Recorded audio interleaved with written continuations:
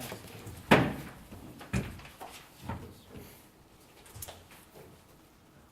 forgot to tell Anna to file the minutes with the town clerk. I'll email her tomorrow. Okay.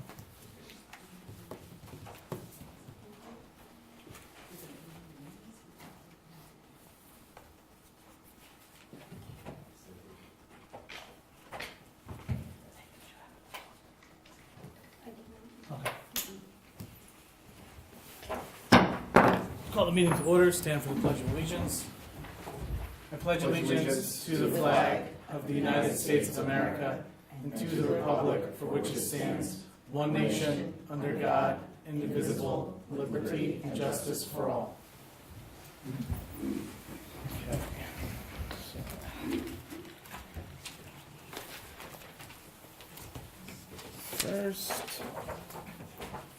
First up, we have the approval of minutes for March 9th, 2023 special meeting, March 14th, 2023 work session and special meeting, March 21st, 2023 regular meeting, March 30th, 2023 special meeting. Can I get a motion to approve? So moved. Second. Ms. Scott? Yes. Mr. McGinnis? Yes. Ms. Michael Rossi? Yes. Mr. Wojciechowski? Yes. Is there any public comment on agenda items? Yes. Nancy Bryan, I have, I guess a concern about, how we're now going to put pickleball on the basketball courts, and instead of the tennis courts, which was originally discussed. And I've kind of been, looking through stuff, and I see that under the Della Vedova, trust information, it did say about, basketball courts. I don't understand how we went from tennis courts and the sharing to now we're going to spend all this money to repave basketball courts. And then it sounded to me like we were now going to eliminate a court where there's only going to be one basketball court left. And why are we not using, and I could be wrong, but why have we gotten quotes for the tennis courts also, which is where originally this board was going, and how do we now make that transition to just the basketball courts? I'll address that when we get to the pickleball discussion. Thank you.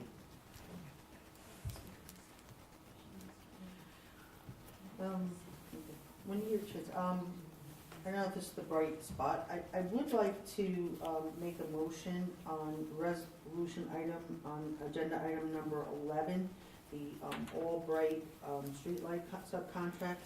I know last meeting at the work session, I know this was not time sensitive because the PSC still hasn't, given the approval.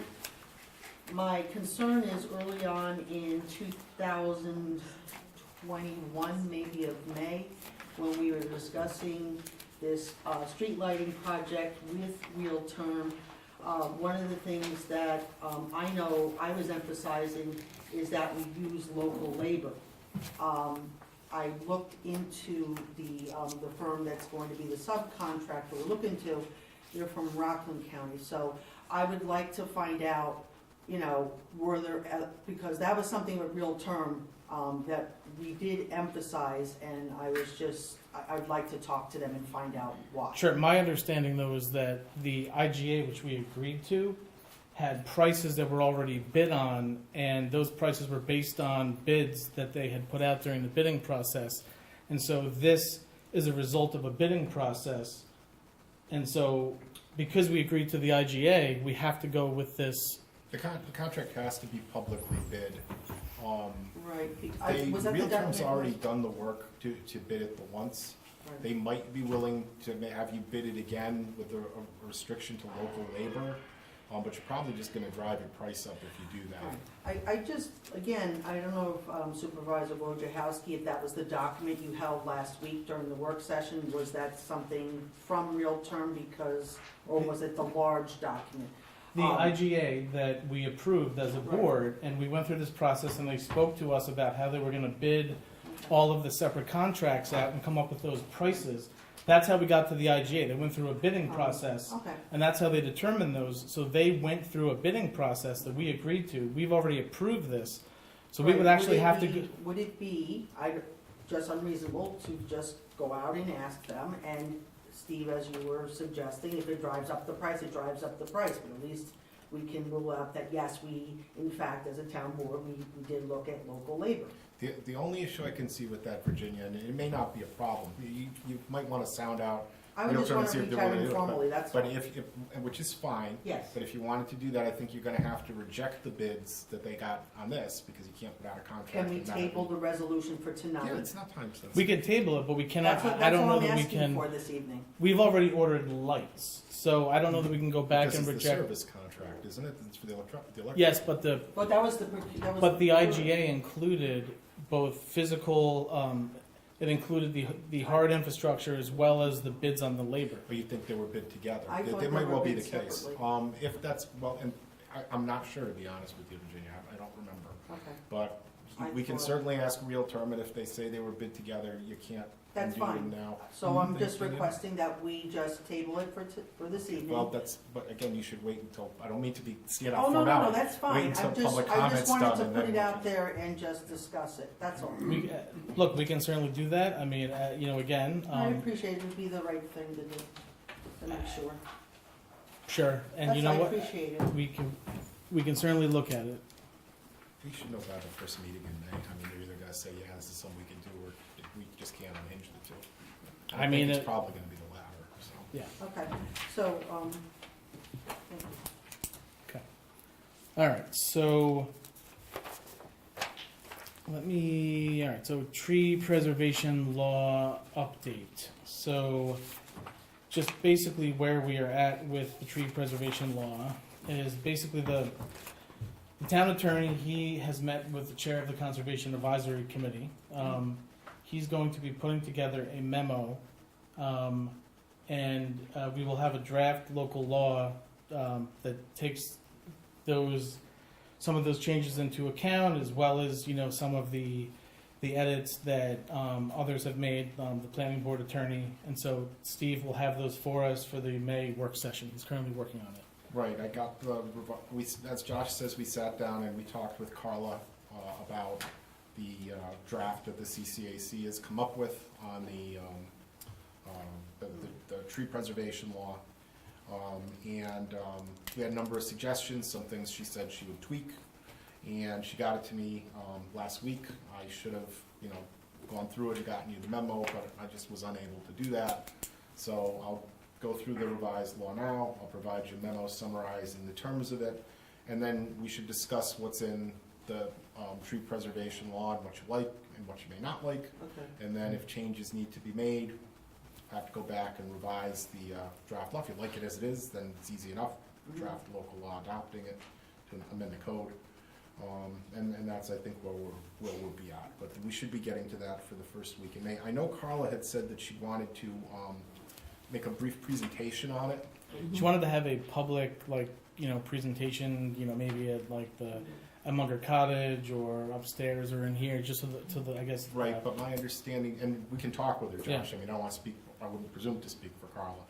But my understanding was that you approached the board first, Yep. Yeah. and then if the board was okay with it, and Carla wanted to make a brief presentation on to The the work board. session, right? Yes. Oh, that makes Well, sense. not necessarily, work could be a regular, well, yeah, the first I meeting in did May, I the guess work is session. technically a work Yes. session. That's Well, I thought you meant like another hour before the type of a work session, but no, that's fine.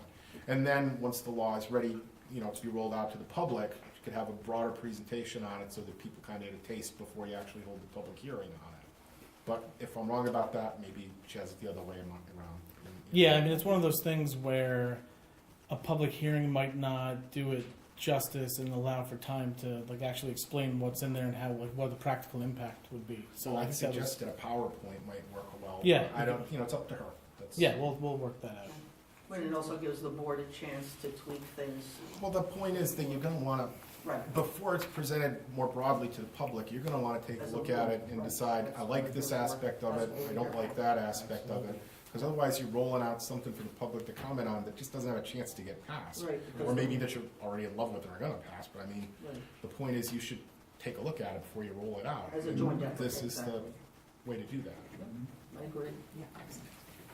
So next up, we have stormwater protection plan changes. So as you're aware, we have something called the SWIP, and that's required by the state. But those are the bare minimums that you can have. And so, after the incident that we had on December 23rd on the golf course, where we had that 3 inches of rain in a half an hour to an hour, and it caused all that flooding. It's become apparent to me that the bare minimum SWIP requirements will not sort of meet the needs of when we have these extreme rain events, either during construction or even post-construction. And so we are allowed to make these stronger. In fact, some towns have. Goshen has, I believe the town of Newburgh has. You go across the Hudson Valley, they've added these additional protections in. So if you look at the memo that the town engineer put together, this was back in February when we had started looking at this. These are just some of the areas that he had recommended that we could look at. So we actually had last week, we had a meeting, or a Zoom meeting, myself, Dominic, the planning board attorney, because he used to work for the DEC and is very familiar with this, the town engineer, the building inspector, and we spoke about some areas that we could sort of make stronger to offer additional protections. So Steve and Dominic and Sean are going to get together and they're going to try to draft some local laws, or some, not local laws, but I guess some different sections that would be in one local law? I think the cleanest thing to do, Josh, is there's the existing section in the code on stormwater pollution prevention plans, SWIPs, and we can just take a Word version of that, give you a red line of the changes that we're proposing, show you what's being taken out and what's being put in, and then we'll marry that with a resolution introducing a local law with those changes. If you decide that you don't like it, we can always change it around again. If you feel it needs to go stronger or what have you, we can make additional changes. But this way you can see the difference between what's in there now and what the change will be. So we'll put that together for you. I gotta get with Sean to discuss the appropriate wording. But Yeah, we'll he's have that currently soon. on vacation. Can't this week, promise yeah. that, yeah, he's away, so I can't promise that for the first meeting in May, but very possibly for the second. Yeah, so that's something I think that's pretty important. I mean, the goal is going to be to really try to, and we don't necessarily have to cover the whole town. We can take a whole town approach. We can take a sensitive area approach, like next to wetlands, water bodies, or other sensitive areas. So there's some like flexibility, and that's where the board's going to have to decide which direction it wants to go. But I definitely think we should look at this. So that's stormwater protection plan changes. Next up, we have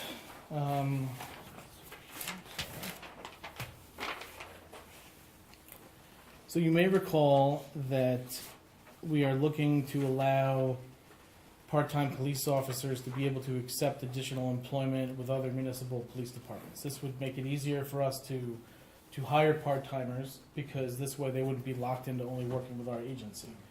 And so in order to do that, we have to adopt the local law. So this resolution would introduce that local law, and the goal would be to schedule a meeting for, I believe, May 9th would get us to 10 days. Just to count. I think we could do Should we it, push but it off to the- Yeah, the second would Okay. be much better. All right, so And if I that's, could just add one thing, Josh, real Sure. quick. The provision in the town code regarding police regulations also has the rules of the department. And the section before this in it says that the ability to work outside of the police department is contingent upon the chief making a determination that it isn't going to interfere with your duties. So this isn't a free pass for anybody who's a part-time police officer to just go and take whatever other employment with another municipality that they might like. They have to go to the chief and say, I want to work part-time for Harriman or Woodbury or whoever it is. And if he looks and he sees the number of hours is too many, he has the ability to say, well, you gotta cut back, otherwise it's gonna interfere with your ability to serve Cornwall. Or you could even refuse it altogether if it was, something that was just gonna interfere with the ability of the town's police department to function. So it's important to understand that. Yeah, you're allowing this, but all you're doing is taking away the prohibition. It's not a complete right to do it. Okay. So if the board is so inclined to act, this would introduce that local law, and schedule a public hearing. Okay, so you're saying May 16th. Okay. Whereas the town board of the town of Cornwall has proposed local law before it entitled a local law to amend chapter 41, police regulations, article 3, duties of members of the police department, section 41-20, rule 3.12, employment outside department to allow part-time police officers employed by the town to accept additional employment with the police departments of other municipalities. And whereas in order to consider enacting the proposed local law, it must be formally introduced and a public hearing must be scheduled and held upon it. Now therefore it be resolved as follows. That the motion, that the Move it. That the movement of this resolution does hereby introduce the above proposed local law, that a public hearing on the proposed local law be set for May 16th, 7:00 p.m., and that the due notice of the same is directed to be given publication and posting. Can I get a motion to approve? So moved. Second. Ms. Scott? Yes. Mr. McGinnis? Yes. Ms. Michael Rossi? Yes. Mr. Wojciechowski? Yes. Okay. All right. So next up, we have the asbestos inspection and lead hazard evaluation results for the American Legion building. So I think we had all feared that there would be asbestos in the American Legion building. But if you look at page 2, you can kind of see where it's been detected, what material description, what locations. And then when you get to recommendations, essentially, we're going to have to decide if there's, if we have to do, they're looking to install a new HVAC system in the American Legion. So the question is, can it be done without having to disturb any of these areas? And I don't know that that's the case. I think that's for the engineer and the contractor to try to figure out if there's a workaround to not having to disturb the asbestos, because, we could also look into seeing what, get quotes on what possible remediation would be. Right. So we can certainly do that. I guess I'll leave it open to the board. We can certainly do all, both. If there's a way not to have to disturb it, that might be preferred.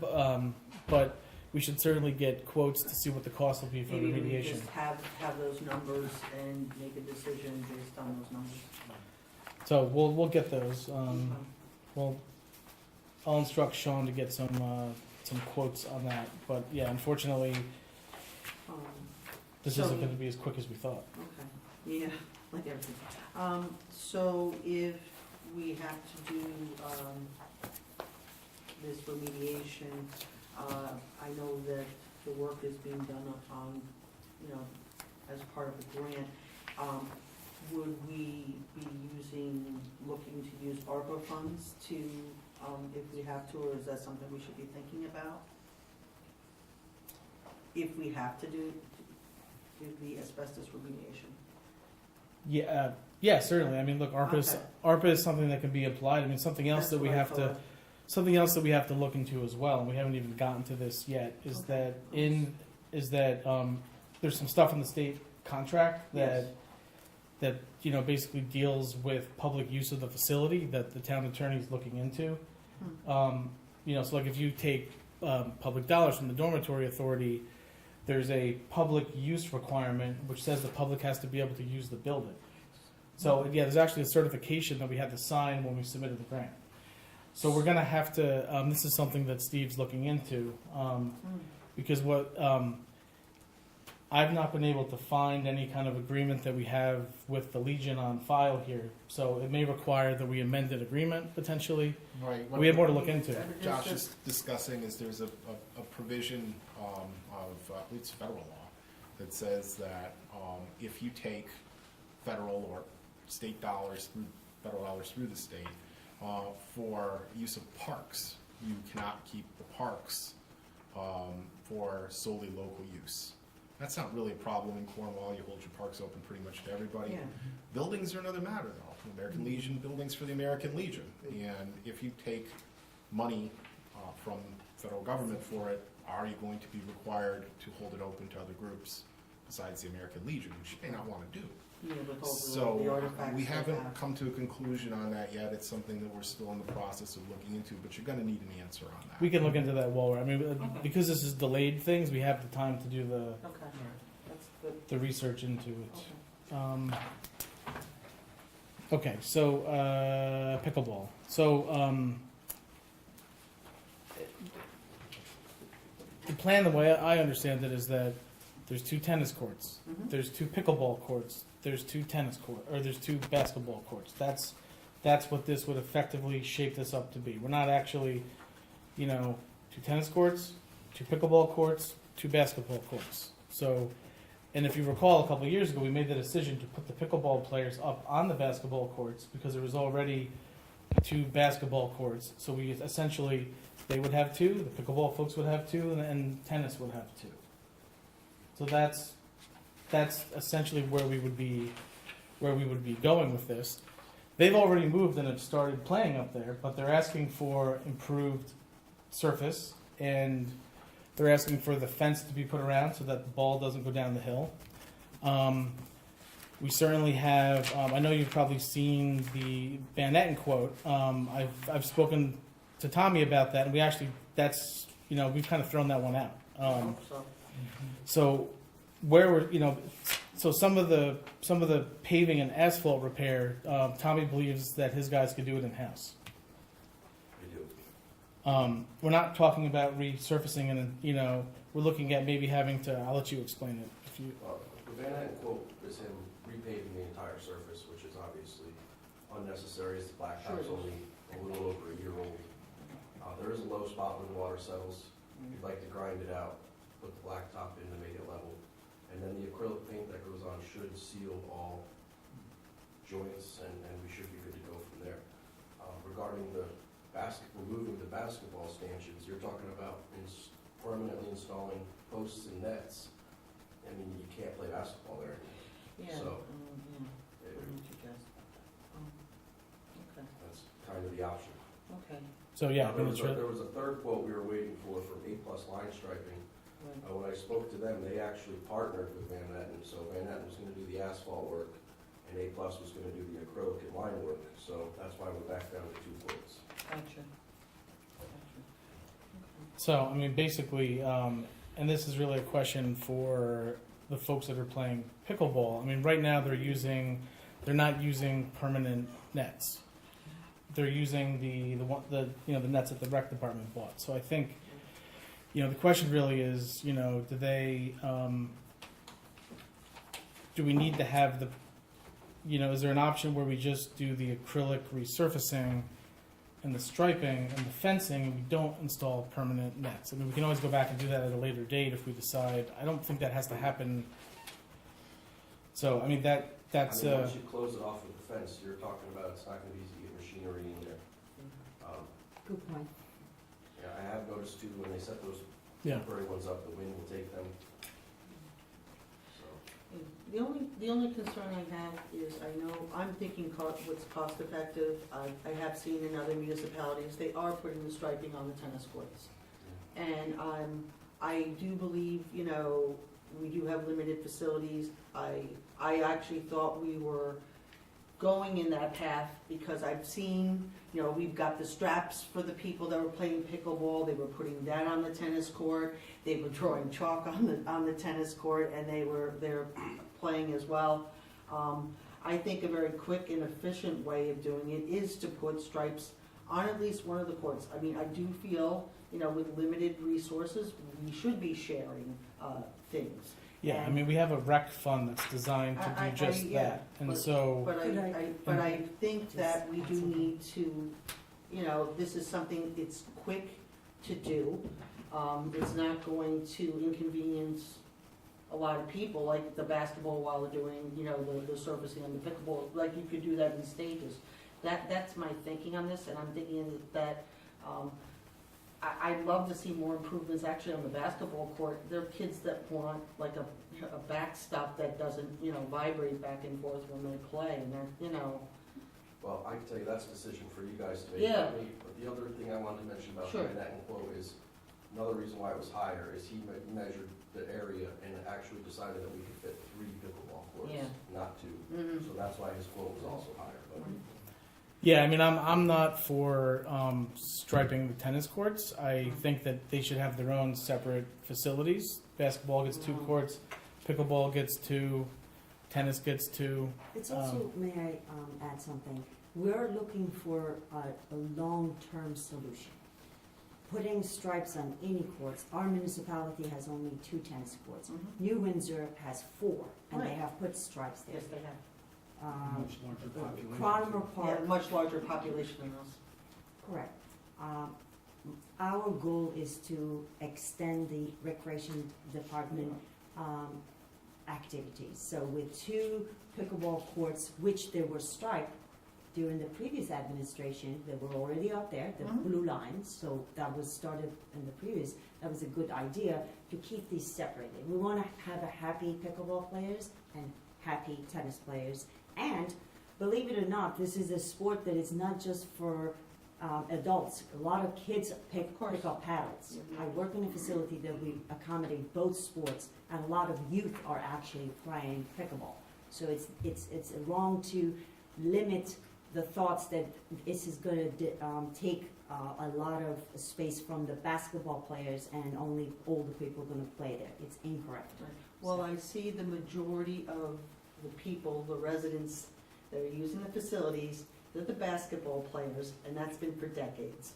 And, If they will continue playing and I basketball. wanna make sure that that continues. I don't think anyone's kicking them out. But I also think, sharing is not a bad thing either. I've watched the pickleball people, If you they share look the at courts. If you look at the dimensions of the tennis courts, if you go out there with a measure, Sure, and it is almost impossible to have people play tennis in one court, because you can't even go cross. There are 2 courts, tennis courts, and there's no space between them. People cannot go around, so you have to go the whole thing, so there's no space. So if you put 2 pickleball courts in one and line them, and then a tennis player plays, there's no netting between, the balls are gonna come and go. There's just not enough space. If we did have much more space between the 2 existing tennis courts, that would be ideal. Well, unfortunately, we don't. So neither of the parties are gonna be happy playing there, because the Well- ball's gonna interfere with that. So, again, look, it's a public court, and I think that we should, you know, try to work with one another and share.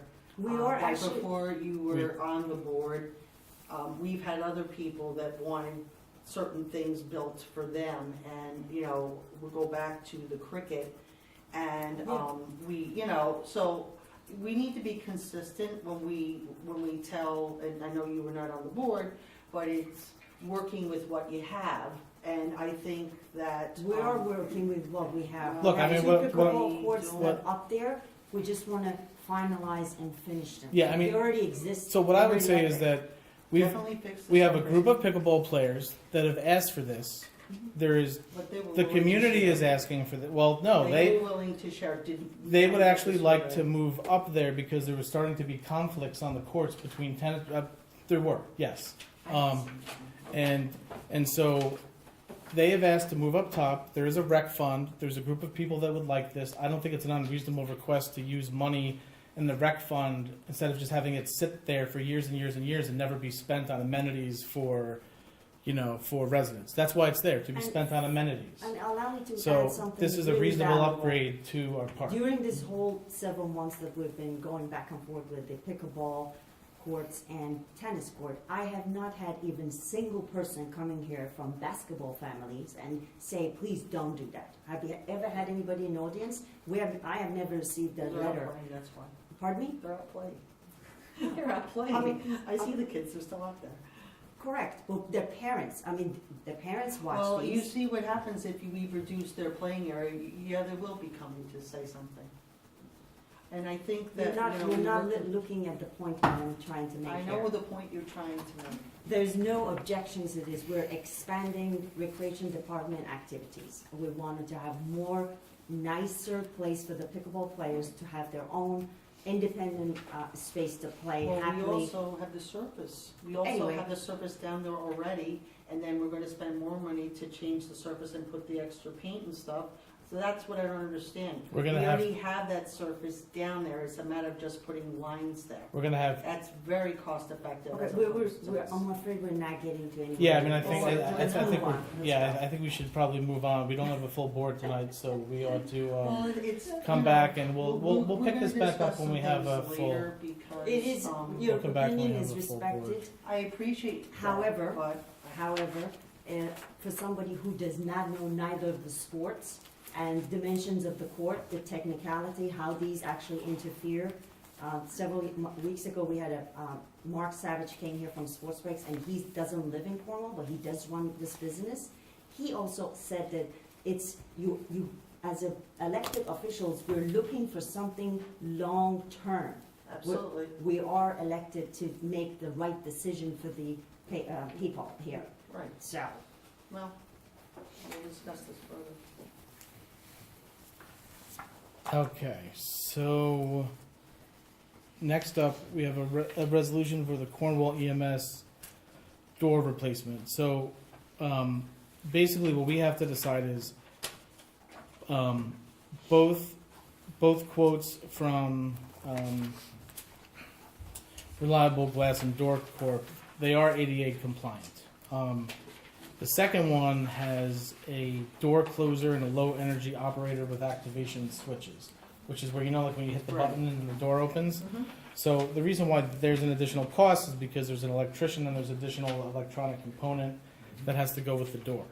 So really the question becomes, do we want to go with that option where you have that, automatic door opener? I would think we would, for that door.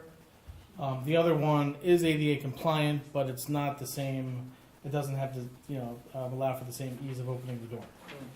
So, I would opt for us to go with the quote for $13,425 that has that low energy operator with activation switches. How are you gonna designate that in the resolution? I will say, Or a number maybe we can use? yeah, it is estimate 6788. I think that's how. April, Yeah, reliable. Number reliable glass, estimate number 660. 6788. Okay.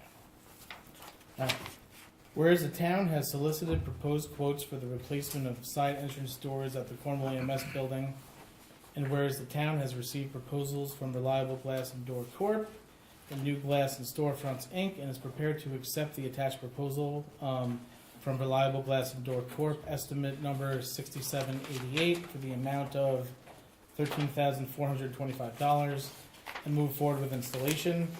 Now therefore be resolved as follows, that the town board hereby agrees to enter into said agreement with Reliable Glass and Door Corp. and authorizes the supervisor to execute the same. Can I get a motion to approve?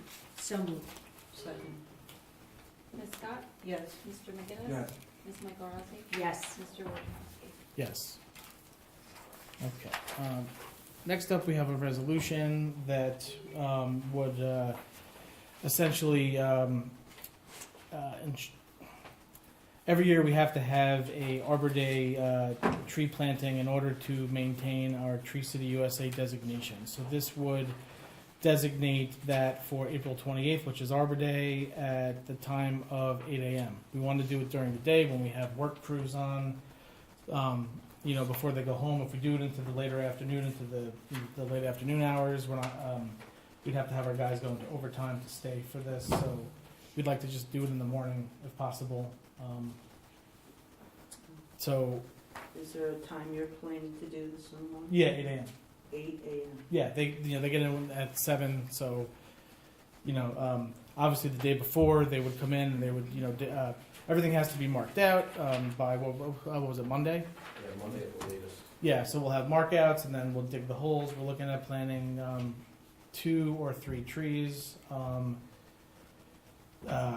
We have a spot or 2 over on Rings Pond, and then there's also a spot in between, Little League Drive and, The triangle. yeah, Munger Drive. There used to be a willow tree there that is no longer, so we're looking to replace a tree that was once there. It's like a really wet area, and we believe a willow tree would be good in that spot long term. So, whereas the town of Cornwall recognizes the importance of trees for many years and has been proud to participate in the annual celebrations of Arbor Day and Earth Day, and is celebrating the 18th anniversary of being a Tree City USA town, and whereas in keeping with the Tree City USA standard requirements to qualify for membership, the town encourages tree planting, environmental activities, and community pride, and whereas the town proposes to plant trees on town hall grounds at Riverlight Park on April 28th, 2023 at 8 a.m., now therefore be resolved as follows, that the town board wishes to celebrate Arbor Day and Earth Day by encouraging its citizens to participate in environmental activities in keeping with the spirit of each of these days, and that the town board wishes to recognize and celebrate the 18th anniversary of being a Tree City USA town, and that the town board authorizes the planting of trees on the town hall grounds of Riverlight Park on April 28th at 8 a.m. Can I get a motion to approve? So moved. Ms. Scott? Yes. Mr. McGinnis? Yes. Ms. Michael Rossi? Yes. Mr. Wojciechowski? Yes. Okay, so next up, we have 2 resolutions. You should still have the engineer's memo. So basically what we have to do is we are eliminating 750 linear feet of PVC sewer lateral, and there's a savings of 200,000. But we're then going to do this trenchless piping, and that's going to be added to the RL 2G contract for a cost of $133,763. There will be a net decrease in overall project cost of $66,000. So in order to do that, we need to enact both of these resolutions. So just the first one here. Whereas the town board entered into a contract with Whispering Pines Development Corp., the contractor, for sewer district number 1, inflow and infiltration and surcharging mitigation, the project. And whereas the town board has received a request from MHE, the town's consulting engineer, to process the attached change order number 5 to the said contract. And whereas it is appropriate for the town board to adopt a resolution authorizing said change order, now therefore be resolved as follows. That the town board of the town of Cornwall approves the change order annexed hereto and authorizes the town's consulting engineer to direct the contractor to proceed with the change. That the supervisor is authorized to execute the change order on behalf of the town of Cornwall. Can I get a motion to approve? Second. Ms. Scott? Yes. Mr. McGinnis? Yes. Ms. Michael Rossi? Yes. Mr. Wojciechowski? Yes. Next up, I have the contract for Arnold Construction. Whereas the town board entered into a contract with Arnold Construction Company, Inc., the contractor for sewer district number 1, inflow and infiltration and surcharging mitigation, the project. And whereas the town board has received a request from MHE, the town's consulting engineer, to process the attached change order number 2 to the said contract. And whereas it is appropriate for the town board to adopt a resolution authorizing said change order. Now therefore be resolved as follows. That the town board of the town of Cornwall approves the change order annexed hereto and authorizes the town's consulting engineer to direct the contractor to proceed with the change. That the supervisor is authorized to execute the change order on behalf of the town of Cornwall. Can I get a motion to approve? So moved. Ms. Scott? Yes. Mr. McGinnis? Yes. Ms. Michael Rossi? Yes. Mr. Wojciechowski? Okay.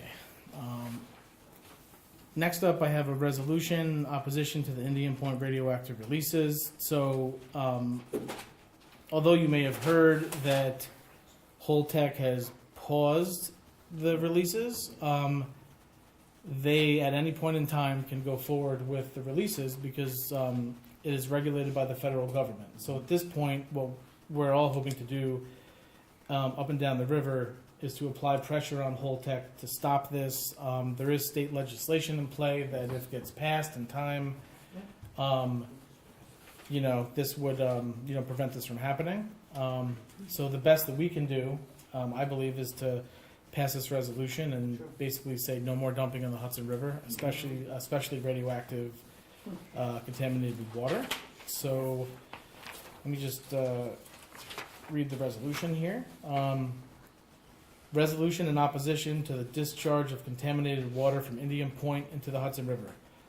Whereas the town of Cornwall and the village of Cornwall and Hudson are located on the western bank of the Hudson River, whereas the Hudson River is an important environmental, cultural, recreational, and economic resource. Whereas the Hudson River is an estuary and it flows both from north to south and from south to north. Whereas the Indian Point Nuclear Power Plant is situated on the banks of the Hudson River. Whereas the Indian Point Nuclear Power Plant has closed and is in the process of being decommissioned. Whereas Holtec International, the company decommissioning Indian Point, has announced its intention to release water from on-site radioactive fuel waste pools into the Hudson River. And whereas to date there has been no specific reporting of radionuclide contents of this water, which is heavily contaminated from the storage of nuclear fuel waste. And whereas the pre-filtration to remove these isotopes has been presented as a solution to reduce the content of these carcinogenic contaminants to a level as low as reasonably achievable. Whereas the National Academy of Sciences has indicated that there is no verifiable safe level of these isotopes when they are ingested or inhaled. Whereas such pre-release treatment would not remove tritium, which is a carcinogenic substance from the water. Whereas there are several communities upriver who source their drinking water from the Hudson. Whereas the environmental damage that will result from the proposed release of water from Indian Point into the Hudson River will inflict significant harm on all the communities situated along the river. Now therefore be resolved as follows. That the town of Cornwall strongly opposes the plan to release contaminated water from Indian Point Nuclear Power Plant site into the Hudson River. The town of Cornwall calls on the New York State Legislature and Governor Kathleen Hochul to enact legislation proposed by Senator Pete Harcum and Assemblymember Dana Levenberg, Senate Bill 5181, Assembly Bill 5338, to ban release of radioactive waste to the Hudson River, and that the town of Cornwall calls on Holtec's International Board of Directors to advise Holtec to suspend the plan to release radioactive waste into the Hudson River, and that a certified copy of this resolution shall be sent to the New York State Senate Majority Leader, the New York State Assembly Speaker, Governor Hochul, and the Board of Directors of Holtec International. Can I get a motion to approve? So moved. Second. Ms. Scott? Yes. Mr. McGinnis? Yes. Ms. Michaelozzi? Yes. Mr. Wojciechowski? Okay, so we are punting on Albright until we can talk about the contract. Next up, we have a resolution for NICLAS town investments. So basically what this is instead of just having our funds in money market or other types of accounts that earn 0 to 0.25% interest, we have an option because the Fed fund rates are so high and they've been increasing. This has caused a situation where NICLAS is able to offer 4.64% interest rates on balances that we keep there. And so the other good thing about this is that it's really liquid. So any day we can contact NICLAS, and if we have to move money out of any accounts, we can do so the same day as long as we do it before 12. And so this would allow us, so let's just say we have $1 million sitting in an account. We could basically over the, let's just say if we did it for a year, we could basically earn, something like $38,000 to $40,000 on $1 million sitting in a bank account. And so Pam estimates that we could have somewhere between $2 to $2.5 million sitting there that would be available to earn interest. So this would be a good way for us to generate some revenue, start building back our fund balances and some of the funds. And basically, the way it would work is you have a list of accounts. So let's say the Gen A fund has $1 million that we could put in there, and the highways got this amount, and capital project funds have this amount. It all goes in there, and each separate account earns the interest. And so each month we get statements and it's gonna show us how much our accounts are accruing. The interest actually accrues on a daily basis, which is why we don't wanna wait, because every day we're losing money that we're not in these accounts. So Pam has asked that we act on this tonight so that we do not lose, the opportunity. If you look at some other entities that are participating, both of the large cities in Orange County, Salisbury Mills Fire District, Washingtonville Fire District,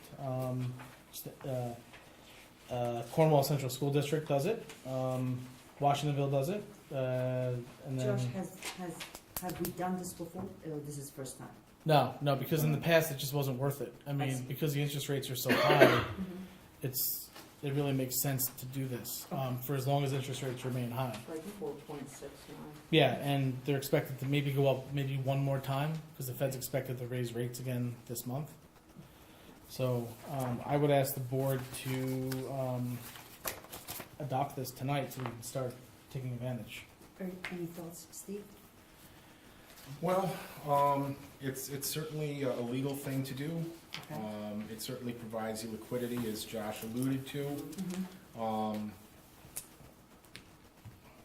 I wish I could be a little bit more sure as to the extent to which your investment is insured. I'm not seeing a provision in regard to that. But certainly numerous other Orange County entities, you can see them listed here, Right. have engaged in it. So, Right. I mean, it doesn't seem terribly risky. So, No, how much are you talking about putting in here, Josh, altogether? Pam believes we have maybe up to $2 million, but it doesn't have to be that amount. I mean, we could decide that we're gonna go with less, of that amount, but I don't know that we wanna set an amount, because that's like a moving target. So, we could certainly,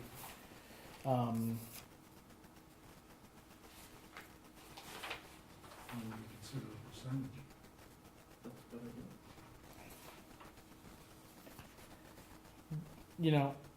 before we hamstring Pam with percentages and do that, maybe if you think you need more time, I would ask that you, because I don't know that we want to say, because in order to really have any advantage to this, we really need to have like at least $1 million in there to gain anything.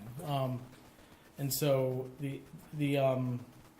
certainly, these other entities, they've been doing it for a while. I mean, look, obviously, there's risk with anything. But I don't know that I would want to restrict Pam to, and then 25% of what? So we have to define, or 50% of what? The only concern Yeah. that I have is if you put money in a bank, you're FDIC insured. Sure. If you put money in a money market, again, you're pretty safe as far as that goes, but, it's not 100%. You start putting money in a mutual fund, it could go up, it could go down, you have a lot of issues as far as that goes. This says all the right things, certainly, as far as, liquidity, competitive returns. Again, I don't question it as legal in any way, shape, or form. But, and like I said, there's multiple Orange County municipalities who have entered into this, which, was it 1,000 Frenchmen can't be wrong? Is that what the saying was? Correct. Exactly. I mean, basically But, every. until you actually have some idea on that, $2 million. And I hate to disappoint Pam as far as if she thinks it's a good idea. I mean, it is liquid, you could always pull it out. That's what she was saying, the liquidity, and there are no transaction fees for doing it either, which I thought was.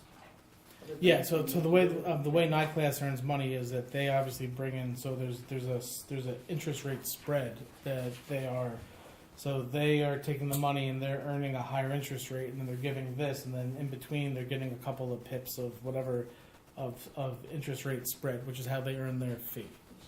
So that's how they get. Well, if the board is satisfied, like I said, you can enter into it, and if you subsequently get cold feet, you can pull money out easily enough. Or you could wait if you had a mind to. Again, you might be missing out on an opportunity if you do that, but, those are decisions for you to make. The list of participant neighboring towns are pretty extensive and trustworthy, and I'm sure Pam knows what she's doing, no doubt. So We have town of Woodbury, Warwick, Newburgh, Monroe, Highlands, and Goshen. Not So- insured, okay. I will read the line, and Yes, no, it's not it's a not bank. Pam's, you know, I do. No, it's not a bank, of course. I had a conversation with her about this. It does say in the fine print, an investment in NICLAS is not insured or guaranteed by the Federal Deposit Insurance Corporation or any other government agency. So it is there in the fine print. What page is that, Mrs. Scott? Right here. Yeah, I don't think Also, anyone said that it was a bank. I mean, I guess what I would say is that if the, I think I've heard a lot of good presentations about it when I attended the conference with the Association of Yes. Towns. I say Let's we go.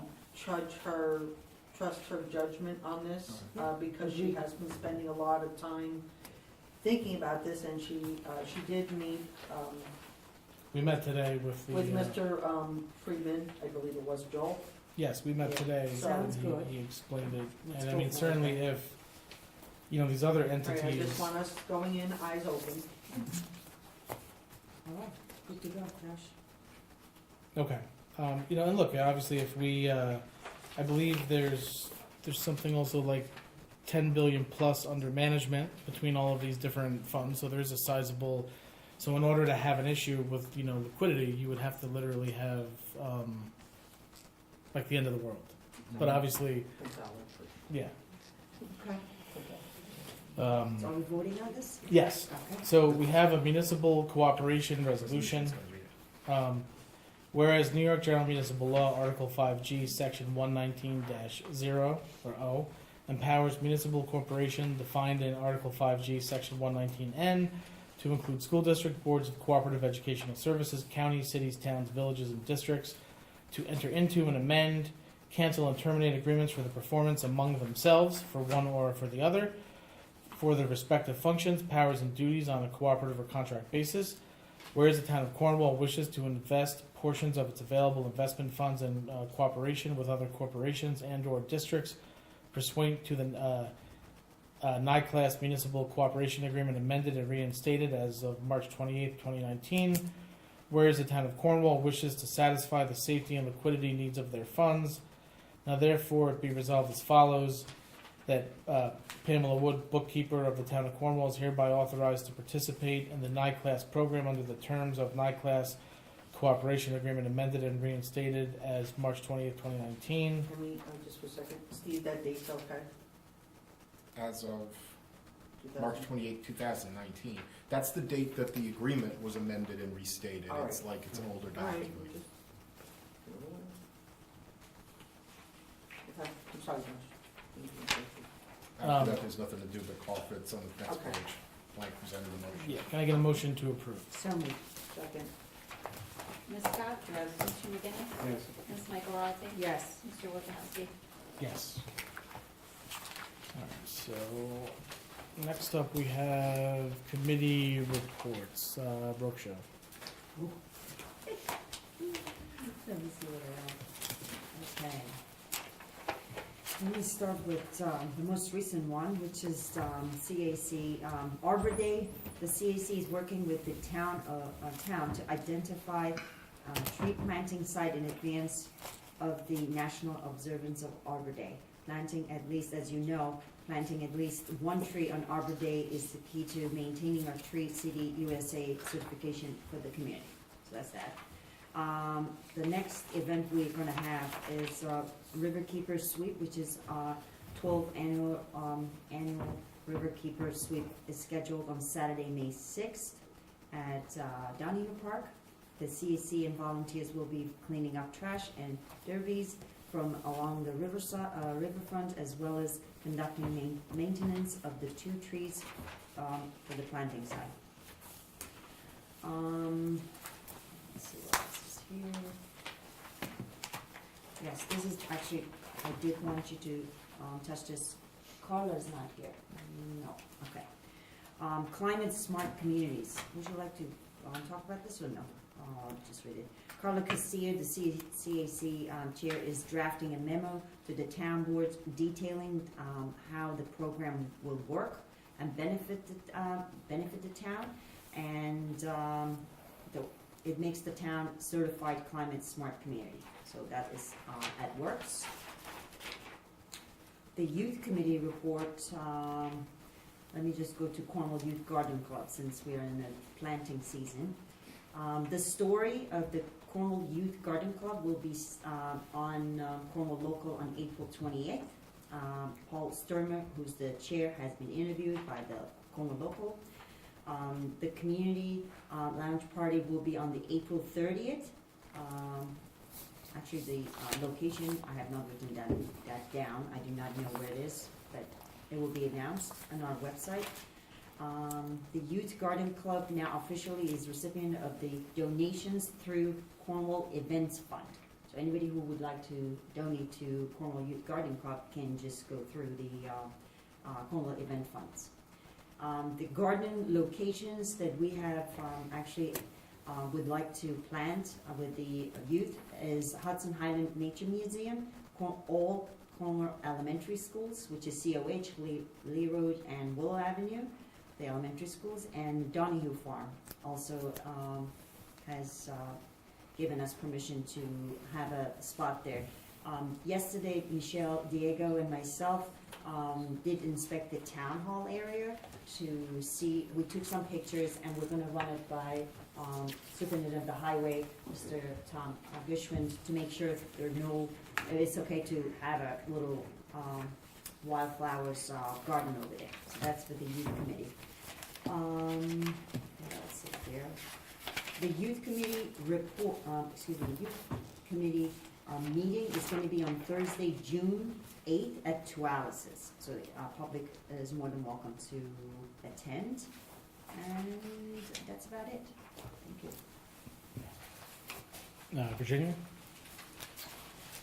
All right, the Senior Advisory Committee, you saw on Saturday that the members of the committee actually attended Senator Gillibrand's press conference.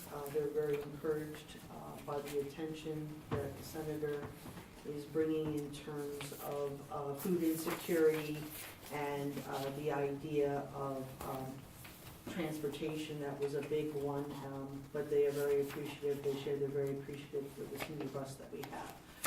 Our next meeting will be April 24th at 1 o'clock, and as part of the goals the seniors have, they want to do activities, and one of the things that they're going to be doing is Teresa Del Savio, a local artist new to the community. She'll be doing an art presentation. Artist of Cornwall, and the public is welcome. The Jewish Families Towns Friendly Visitor Program, as we are aware, we do have there's a new executive director, and working closely with Paula Blumenau to move forward with more trainings. I did get a report the month of February. Total number of services provided by volunteers was 46. One of the things that Paul is going to try to do is go and talk to more Cornwall volunteer committees throughout the town to see if they could actually volunteer or come to the trainings or have training programs. So that's Paula and I have discussed that. The Main Street Beautification Committee, we met last night at Bridge Street. We did order 3 tables and like a bistro sets. 2 of them came in. And we did lay them out last night just to look at them. They do need to be assembled. That's where you guys come in, which I really would appreciate. We went through the plantings. We talked about how we could help get things ready for the arts collectives, events. There's the electric is almost there. Just waiting on Central Hudson. It's the story of our lives. Central Hudson, and it will be nice, hopefully, for the Arts Collective. There'll be some outdoor music, and people will be able to walk up and down Main Street and enjoy that.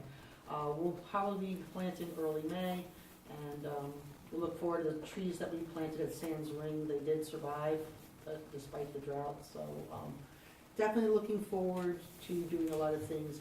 One of the proposals we have is to, I know the county with the bridge project, we are looking to put some wildflowers or some plantings, something that we could easily move if the county does, like, one day announce, hey, we're coming and we're going to do it. So we just thought just leaving it there and doing nothing with it while we're waiting for the county.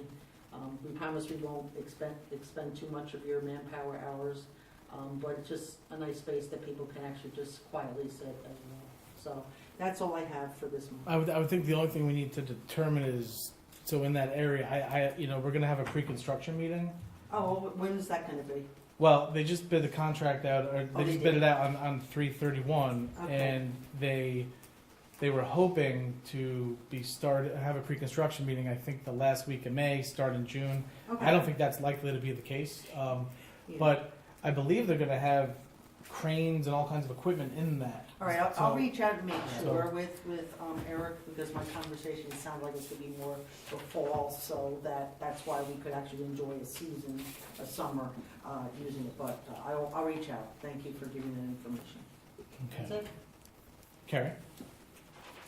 For the month of March, the Highway Department assisted sanitation with double pickups. They had vacations and call-outs, they filled in for them for those. They cleaned the shop and highways sanitation department grounds, repaired sunken catch basin in the highway garage, repaired broken water tank at highway garage, replaced pipes on Long Hill Road extension, did stump grinding from multiple stumps from compromised trees taken down by Central Hudson on Hazen Street with 4 of them. Asbrook was one of them, Curie Road were 2. Remove all wood left by Central Hudson, cutting down 7 trees. Topsoil, seed, and straw where stumps were removed. Plow all roads, sidewalks, and clean up business district from winter storm. Sage 8 to 14 inches of snow throughout town. The one storm we had. Wash all trucks with salt neutralizer, get street sweeper unwinterized and start sweeping winter debris and salt from the sides of the road. Repair door on wood chip box that bent during dumping of chips. Attend a pre-construction meeting in Potsdam, New York, for new wind plow trucks. Remove multiple trees, stumps, and overgrowth at Dog Park. Open up the trail that goes around the park. Repair a rock wall hid on corner of Hazen Street and Main Street from snow clearing operations. Finish servicing all weed whackers, demo saws, leaf blowers, and chainsaws in both highway and buildings and grounds. The mechanic, 2014 International Plow Truck radiator replacement, 2010 F-550 sander repair, 2018 Freightliner plow truck routine service, repair transmission issue, repair exhaust issue, routine service for senior bus, replace cutting edge on 2014 International Plow Truck, 2005 International Plow Truck routine service, 2022 Chevy Tahoe routine service, 1996 International Dump Truck belt issue, and 2010 International Rack Truck routine service. For the month of March, the building department issued 32 permits, 9 certificates of compliance, and 4 certificates of occupancy. They did 55 on-site inspections, 3 complaints were investigated, 23 fire inspections were done, 7 signs were removed. They took in $24,468 in permit fees and $4,000 fees for municipal searches, there were 10 of them. $200 for renewal permits.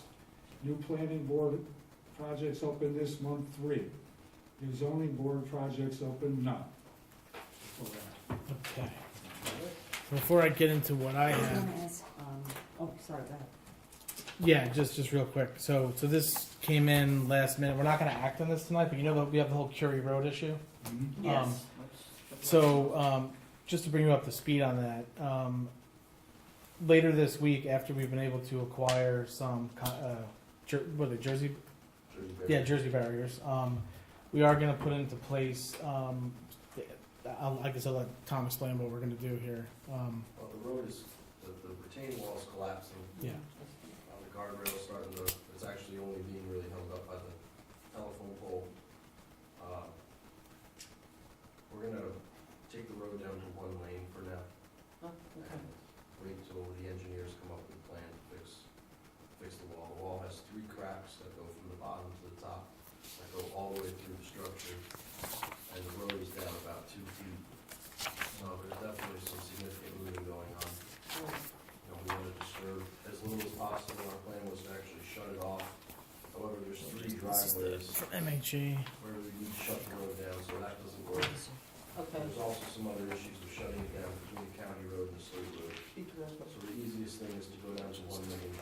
So we're gonna put up those temporary traffic lights, that 1 lane kind of thing. We're now gonna move over a little, gives us close to 20 feet, and cut down 3 very small trees, like 3 inches in diameter, to open up line of sight. And we should be able to get away without those silly traffic lights. We're gonna do a few other things like signage, local traffic only, 1 lane road ahead, but it's definitely something that we have to fix before we lose. Yeah, and so what this is a task order for an engineering agreement for MHE, you know, to evaluate and recommend replacement, and it's also for the I believe for the bidding process as well for this. We have to come back next week to appoint Tom Butner as police officer. We were waiting on his medicals to come back, and Yeah. so we were hoping to have it by tonight. But if we don't appoint before May 5th, then the list expires, and then we're into a new list. But we won't be able to really hire anyone off of that list. They won't be ready because most of them are going to probably end up being in the academy. So we'll have to go many, many months without being able to fill openings on the police department. So we're very hopeful that sometime this week we'll get those physicals back, the physical back, and then next week we'll be able to just schedule a quick special to appoint Mr. Butner. And I would think we could do this at that meeting unless you want to do this right now. This is the task order for Curie. I mean, if you want to take time to look through it, I apologize. It was just sitting. It came in like at 5 o'clock. So Steve, what are your thoughts on this? Looks like it's $15,000. As Josh said, it's very inclusive as far as getting the work done. There is a provision that the 15 is an estimate Okay. and not a total amount. They charge their usual hourly if they're going to go over that. They're usually pretty good with their estimates. I wouldn't anticipate that you're going to spend over 15. You know, if you're concerned about it, you might want to look through it, but I don't know what changes you're going to make. I mean, they're your engineers. They've been doing the work up till now. Yeah. Like I said, they're usually pretty much spot on with the, unless they encounter some, you know, crazy thing in the field. But this, but this is, but this That is, could happen either way. but We this have is- to do this this. is planning. Yeah. Yes, and absolutely, you got to do it. So I mean, if you're not going to use them, you're going to use somebody else. So I would not have a problem with moving forward with this tonight if that's what the board wishes. If you want to wait for the special meeting and read it over more carefully, or have us read it over more carefully and report, you'd be happy to do that. When is he gonna be back from vacation? Is it? Monday, Sean I gonna think, do it? right? he's back on Monday. But no, I don't believe it's going to be Sean that's doing the evaluation. I believe it's going to be the Mike? yeah. It's because it's what Okay, structural. Structural. Sean doesn't do structural. Why they picked him, but yeah, so it's going to be Jamie's Mike. Ajax, do I believe. Yeah, I think Jamie and Michael. Yeah, I think Okay. yeah because they have different. Sean does different things than. I am fine to go ahead with it tonight, so since this is the rounding up engineering firm. Are you okay? I have no problem. Yeah. Okay. Okay, then if we could just do a simple motion to approve. Motion to approve the agreement for engineering services received from Blue Hazard and MHE regarding the Curie Road retaining wall, structural evaluation, and to authorize the supervisor to sign the same. So moved. Second. Ms. Scott? Yes. Mr. McGinnis? Yes. Ms. Michael Rossi? Yes. Mr. Wojciechowski? Yes. Okay, so Camo. So let me see. So Tim's obviously not here tonight, so I'll just go over some of his stuff real quick. So we've got Camo pollution control. We've got the Firth Cliff plant on 35 Howard Street, let me see, we just have regular maintenance, snow and ice removal at Firth Cliff wastewater treatment plant. We had a staircase installed at BD Terrace Pump Station. Everyday tasks are done. The collection system, TAM cleaned 1,000 feet of the sewer main on Route 32 behind Quality. TAM cleaned some trouble spots in the collection system and the 2 main lines that run to Firth Cliff wastewater treatment plant. All of the flow, the BOD, the TSS, and the geometric mean coliform, they are all within the permit limits for the month. So that is good. Normally we have troubles when we have, rain and, Shore Road, which is our largest treatment plant, just the usual maintenance that we have all the time. The collection system, sewer lateral inspection and repair at 24 Grand Street. We had a sewer lateral inspection at 69 Mailer Avenue. TAM did a monthly cleaning of trouble spots. The flow, the BOD, and the TSS, they were all within the permit limits for the month. So that is good. Something that we're going to be looking to do is there's something called the Wastewater Surveillance Network. The New York State Department of Health that reached out to us. A number of other wastewater plants in Orange County and throughout the Hudson Valley. What they do is the state sends us vials. We do testing at our plants. They want to start with Shore Road, and they do testing. They pay for all of the shipping back and forth. Goes to the state labs, and they're going to be testing for different communicable diseases. So this is like like COVID, measles, other, and this is how you can sort of tell what's fluctuating out there. And so they're basically trying to sign up every wastewater plant in Orange County. Sounds like a good idea. Yeah, I mean it's just a good.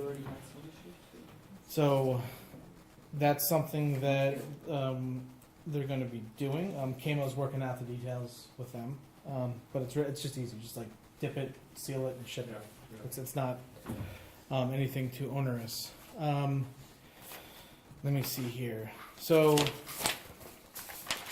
terms of just on April 11th, I was invited to attend the Community Leader Information Forum at West Point, and so the mayor and I attended.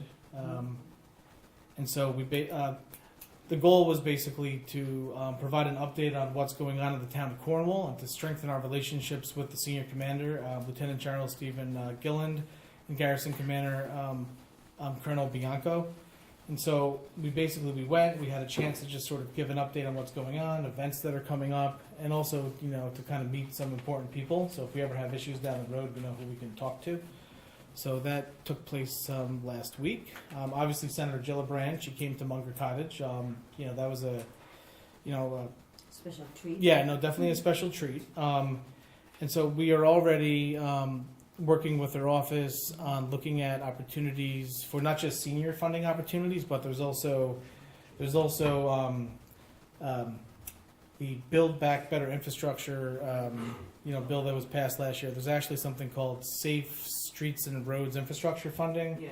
And so we're going to be looking to see if any of our roads qualify. They give you a bunch of tools to determine, based on accidents and deaths and other things, and of course you don't have to have any of that. You can find a way to try to make it work. And so we're going to, I think I'm going to talk to Phil Greeley, who's our transportation engineer, traffic engineer, to see what he would say about this, because this is kind of like a special level of when you apply for this grant, you got to use specific traffic type data, and that's not what MHE does. So, I'm just going to have a discussion to see what he thinks about that, and then I'm going to look at some of the opportunities. But there is, I think it's $500 million that would go to fund, these transportation projects. Yeah, she did mention Yeah. about the grants. So, so we're working on that.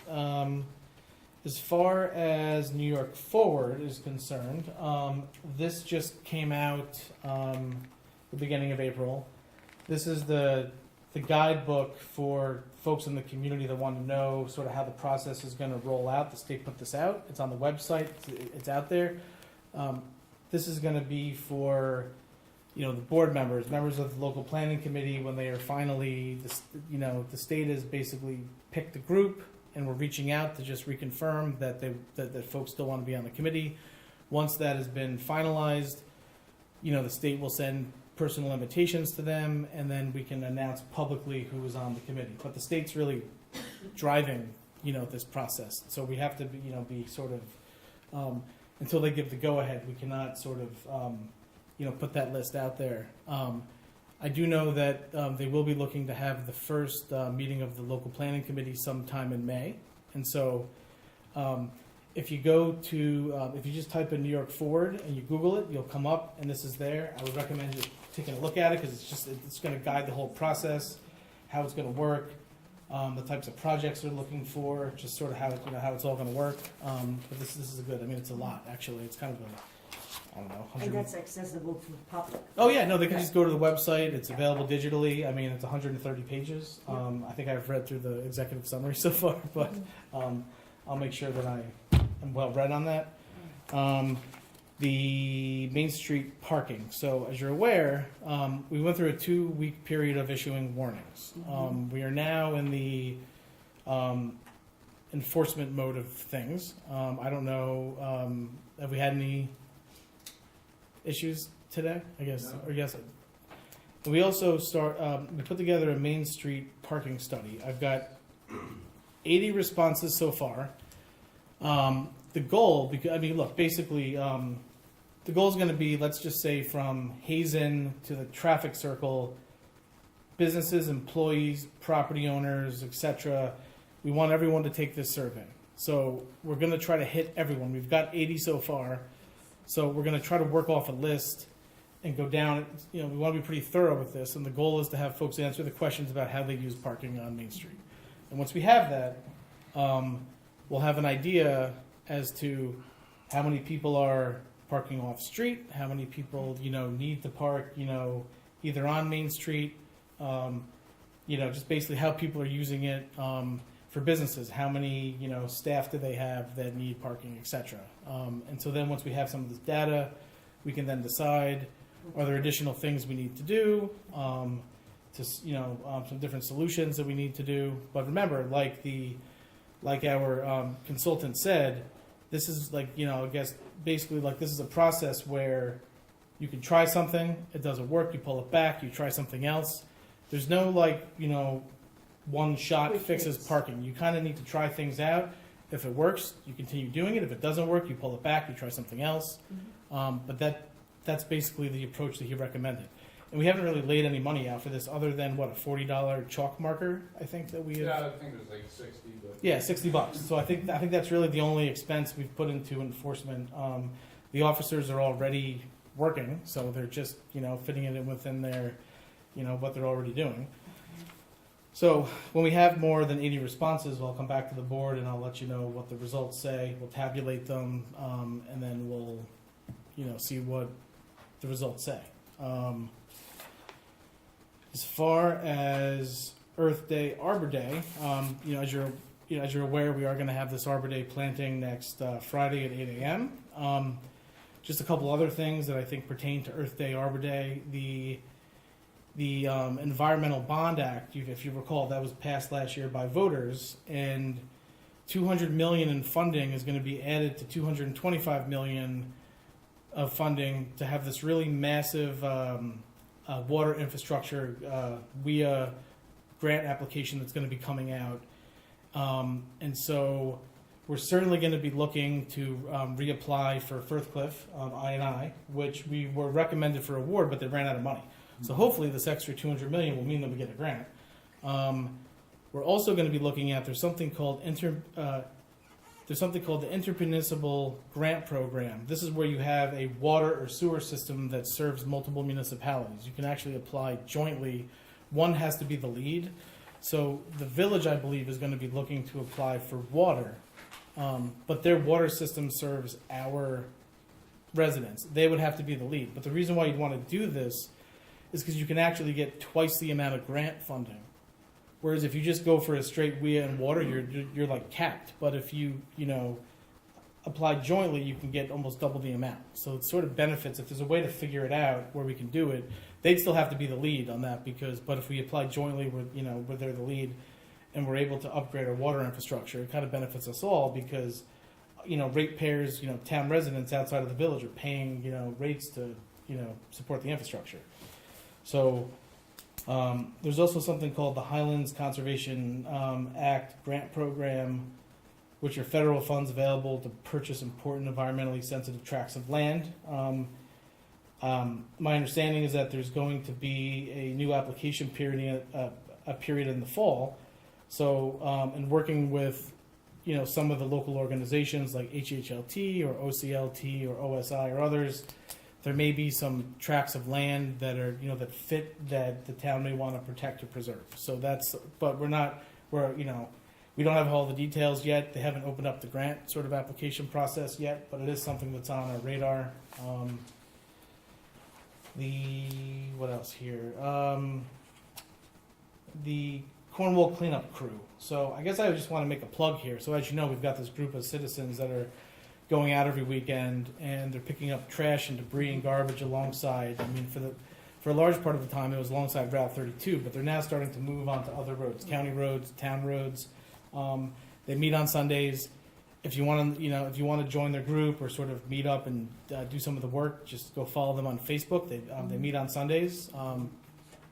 Definitely something. It would be great if more residents got involved in their efforts. I think they're doing a really great job. Let me just see here. Yesterday I attended a Newburgh Area Transit Service Redesign Working Group. And you may say, why did you attend this? Well, we have a bus stop, actually. One of the stops outside of the Cornwall St. Luke's Montefiore Hospital campus. And so they're looking to basically expand coverage and service and to help folks that are transit dependent. And so we basically met. And so the goal is going to be and I was really there to kind of advocate for, I think, Cornwall's interests, which are basically, we would maybe want an additional 1 or 2 stops inside of our town. Maybe we want them going to Cornwall Plaza. Maybe we want them going to Idlewild Creek Apartments. Seniors are transit dependent. Youth are transit, dependent. Folks without cars. And so the goal is going to be, can we see if there's a way to get some additional stops here in, Cornwall, but also, I don't think the bus currently stops in New Windsor in Five Corners, and they kind of brought this up as like, well, if you're picking up people in Cornwall or elsewhere, they're going to want to go to like ShopRite or Hannaford's or Price. Come through Five Corners on their way to. Yeah, they might as well stop there, right? Yeah. And so these are all this is all the feedback they're trying to get. And so if there's a way for us to get some additional service, we only have one senior bus, so if there's a way to get some additional service for our residents who are transit dependent, I'm going to sort of pursue that if I can. Now, is this with the county? Yeah, so it's County buses running for the town.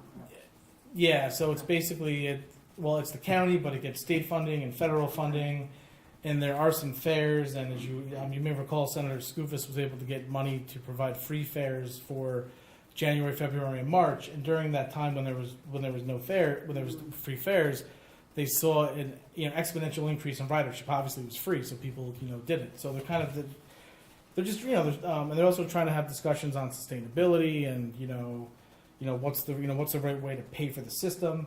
To get federal funds, you have to charge a fare. You can't. So if it's free, you can't get federal funds. But if you do have some people paying fares, then you're eligible for federal transportation funding. Mm-hmm. So it was a very informative meeting.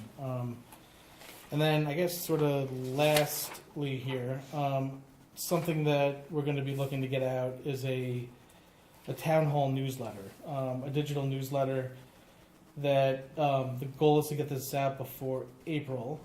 Every department has been taking part in this, and so we're just basically, we've got a subscription to MailChimp, and every department has an article or a story. The first newsletter is really going to be about what they do. Here's who the staff are, like a picture of the staff. And the goal is going to be to put important events in there and different things. Mm-hmm. And we're going to try to do this on a quarterly basis. I think it would be a little much to do it monthly right now, but we'll kind of see where it goes. But that's all I got. Is there any public comment? Do you want to ask Deputy Supervisor if he has anything to report? Oh, sure, yeah, sorry about that. Do you have any, You stole my thunder. Tommy and I met with the cleanup crew last week or the week before, and tried to give them a little bit of guidance as to what's gonna work and what's not. I think it was a very valuable meeting, and as a consequence, instead of going back to 32, they were cleaning up on Otter Hill and Orris Mill this Sunday, and your guys got right over there and dealt with the stuff. Made it disappear before it got bigger. They need a little bit of direction because they don't kind of understand who does what and the limitations of DOT and between Tommy and myself. I think we kind of got them a little focused. And Tommy was good enough to get them a list of county, state, and town roads so that they know when they're working. Like I suggested, they work on the Long Hill Road extension because I live there, we walk down there every day, and I know it's not the guys going to the range or dropping the empties over the side. So that's one place that they can go, and there's Tommy will keep them up to date on the other places that get attention as well.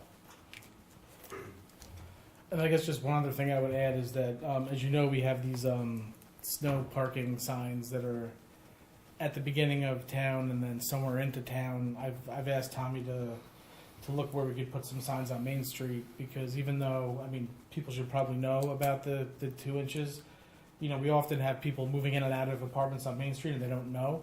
So we're gonna look to maybe put a sign or two at either end of Main Street that sort of gives those snow parking regulations, because, you know, we're trying to avoid having people get their car towed. I mean, I think we're doing everything. I mean, look, we allow them to park at Town Hall. We try to, you know, the police do try to call before they tow. Sometimes it's just not possible.